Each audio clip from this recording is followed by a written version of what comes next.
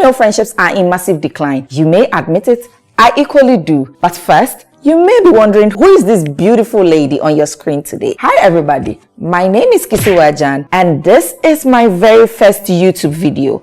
On this channel, we talk about everything feminine intellect, we talk about mind development, lifestyle and beauty, but most importantly, we talk about faith. I know life may be a little bit harder for some people, but see me as your companion in this journey. If you are new here, kindly hit the subscription button and follow us as we share the valuable information you may need to level up in everything you do. Let's move right back into talking about today's topic, navigating female friendship. But first, let's talk about how important it is to have female friendships. Because you may be wondering, is it really important? Because you may have had your first share or your first cake of it. I've equally had mine. If I'm to share my story, you will be gripped in inertia. First of all, female friendships are one of the most important friendships to have in life. Imagine being stranded at a place where you know you can equally be in someone's house and feel safe and comfortable without any feeling of being inappropriately touched. Just imagine it. It is one of the best feelings you can have. Knowing someone who shares the same biology with you and understand how you feel as a human being is absolutely incredible. And I think we are mostly sleeping on it because of bad experience. Also, knowing that someone genuinely cares about you and you can openly share your secret without being judged is something you shouldn't just sleep on. Because I have a particular female friend. I have like 5 different types of female friends because they are equally very important to me and share different roles when it comes to the role they play in my life. One, I have that friend who is the prayer person. The moment you share your story, she'll go like, girl, let's pray over this. And it's very important. One way or the other, we get a solution from the prayer. Secondly, I have the intellect female friend. She will tell you exactly what you need to hear at a particular point in time. For instance, you are going through a very bad breakup, and the only person you can share this particular information with is the person who has more intellect. She has the knowledge to help you navigate, because going through something emotional and adding logic to it can be the most difficult things to do in life. But having these kind of female friends are going to help you navigate this life easily. Then we have the party kind of female friend. They are almost always happy, bringing your spirit so high that you don't even have the opportunity to be sad. I may one way or the other be that female friend, but who knows? And also, there are other female friends who plays the devil's advocate.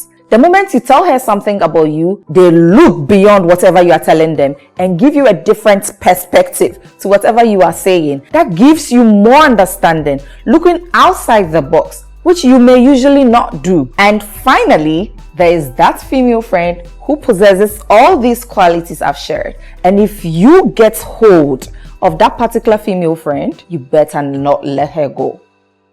She's your gold.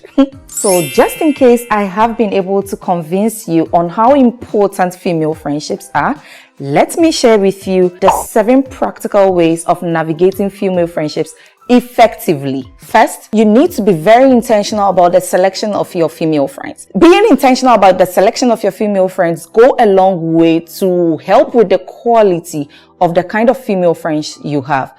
Do not just be friends with anybody because the person is in your circle or the person is available. No, you need to first of all pray for the kind of friends you want and be that kind of friend you want to have. It is so easy for anybody to just say, I want a friend A or a friend B. But are you a friend A or B? That's the question you should ask before selecting any friend.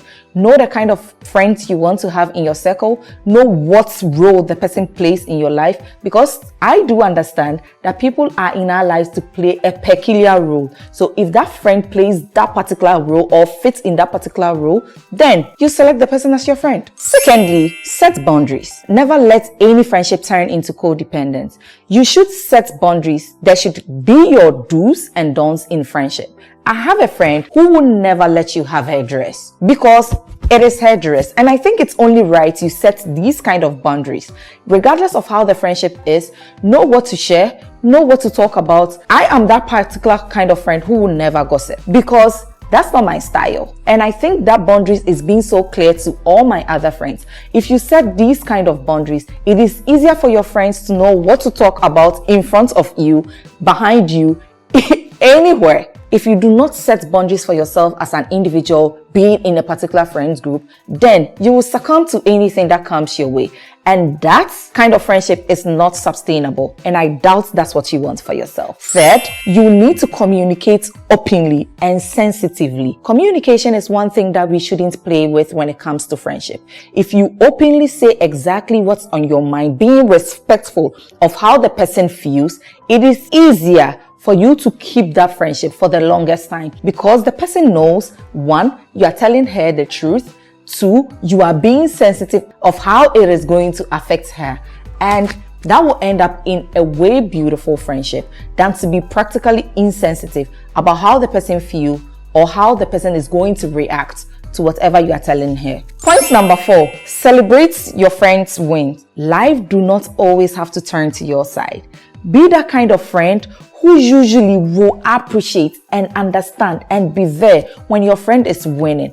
There are a lot of times people have had friendships where the friend do not want you to excel more than he or she is doing, where the friend do not want you to excel more than she is doing. That's a bad friend. Do not be afraid to cut that friend off. If your friend is not genuinely happy for your winnings, that's not your friend. That's someone who is fighting different battles with you. And they come in the shape of friends. So to be at the safer side, make sure you are genuinely celebrating the wins of your friend. So it is easier for them to reciprocate, if anything. My next point is being understanding and flexible. You need to understand that life changes and priorities shift. In our late 20s, most of us are getting married, people are banging different degrees, and friends do not necessarily have the ample time to calm down and chit chat. But you need to be an understanding and flexible friend, making it so easy for your friends to run back to you anytime they meet again. You don't have to be that friend who always get angry because you couldn't talk to your friend for the longest time.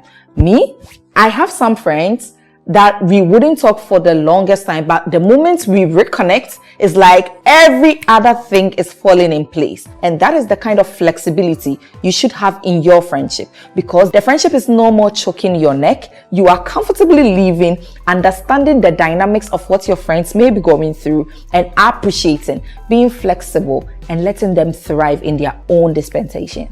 My 6th point is to apologize for wrongdoing. Take accountability for anything you do to your friend and sincerely apologize.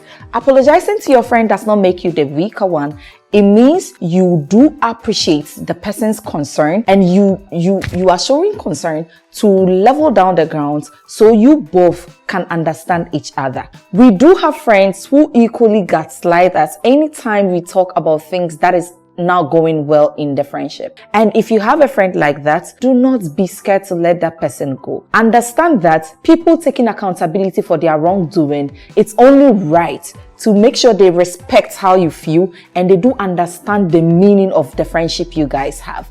So it is important for people to take accountability for their wrongdoing and make amends. Do not just apologize as a friend. Make conscious efforts to make amends for whatever you did. If you have a friend who keeps saying sorry but still goes back to whatever they do, the person do not respect you as a friend. And it's time you let that friendship go. Talking about letting that person go leads me to my 7th and final point. Do not be afraid to let some friends go. Some people are just there in the name of friendship, but they are actually not your friends. If you are scared to lose someone, you will never get the better one. I am a strong believer of that.